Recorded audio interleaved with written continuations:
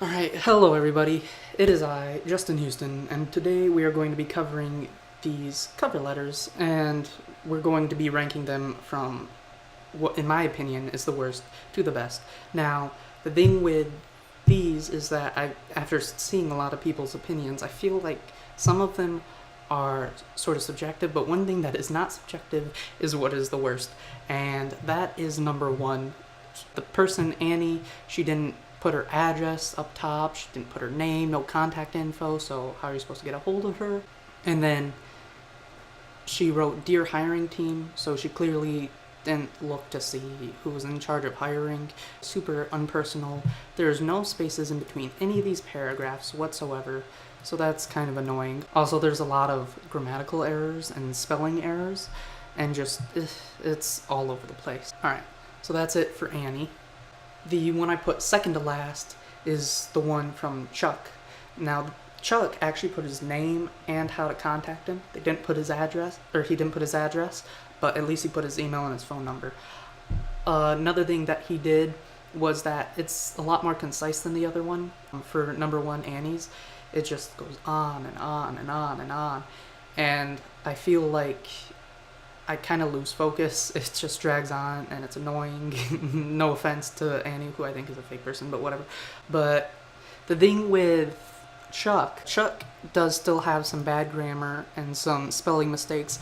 Way better than Annie, mind you, but still not that good, which makes it seem very unprofessional. One problem, though, is that while this is concise, I feel like it's almost too concise, if you understand what I'm saying.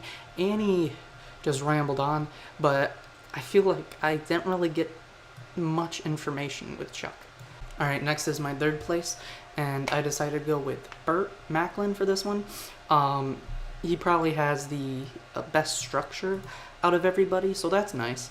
But he talks a lot about his uncle, and the problem with that is that he's talking to a police force, first of all, and that's a government agency, so convincing people to go for nepotism is not a good thing. That's actually really bad.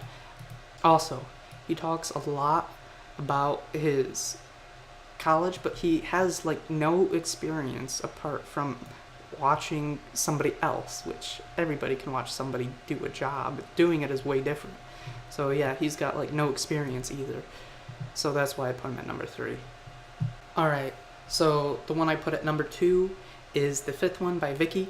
So the thing about Vicky, and the reason why she's not number 1, is that, well, she does do a good job of formatting. For the most part, she does have some mistakes, which, that's not that bad.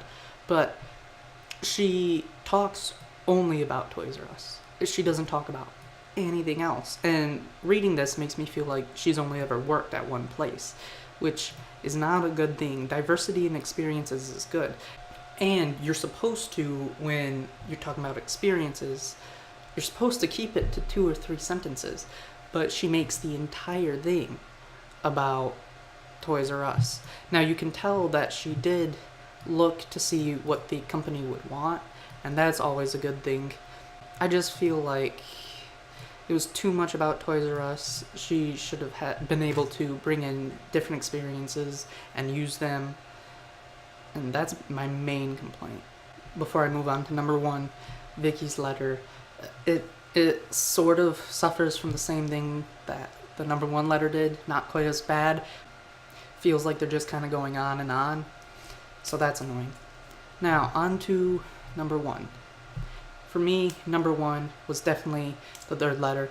This might be a bit surprising because from what I've seen, nobody has really picked number 3, maybe 1 or 2 people have. But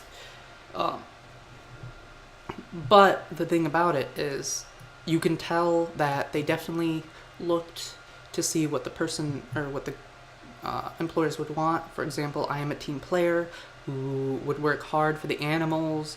I work well in hectic situations. Those are good examples of, they know the company. They also address the person directly, and they give their information. They don't give their name. I mean, it's kind of in the email, but still, if they're going to be scrolling through, that would be annoying, but I think that's the only formatting error they made. Also, a lot of people I saw were complaining about the experience, and the experience, it was kind of long for what it was, and it only sort of fit.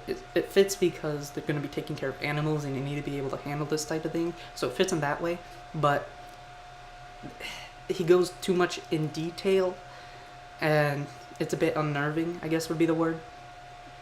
But it's not too horrible, and that one example only takes up like 2 or 3 sentences as compared to number 5, who the entire thing is pretty much just one long example. So I like that. And also, one thing that nobody else did was they kind of did a call to action. They said, I would like to meet for a personal interview. The other people were like, I hope we can meet. Some people didn't even mention it.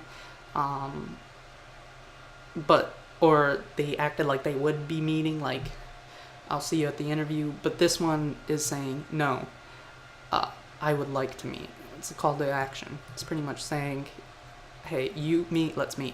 The thank you for your time and consideration, I think the sentence before it really helps. Alright, and so those were my top 5.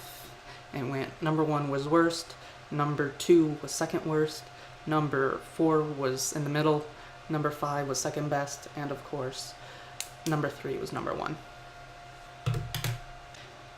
Last thing I'm going to be talking about is when people present, like some issues that people have while presenting, and the main one that I've noticed is ums and uhs. It's not too bad every once in a while, but a lot of people tend to oversay it, and they use it as a fill gap between thoughts rather than just letting silence be there, because they're not comfortable with the silence. And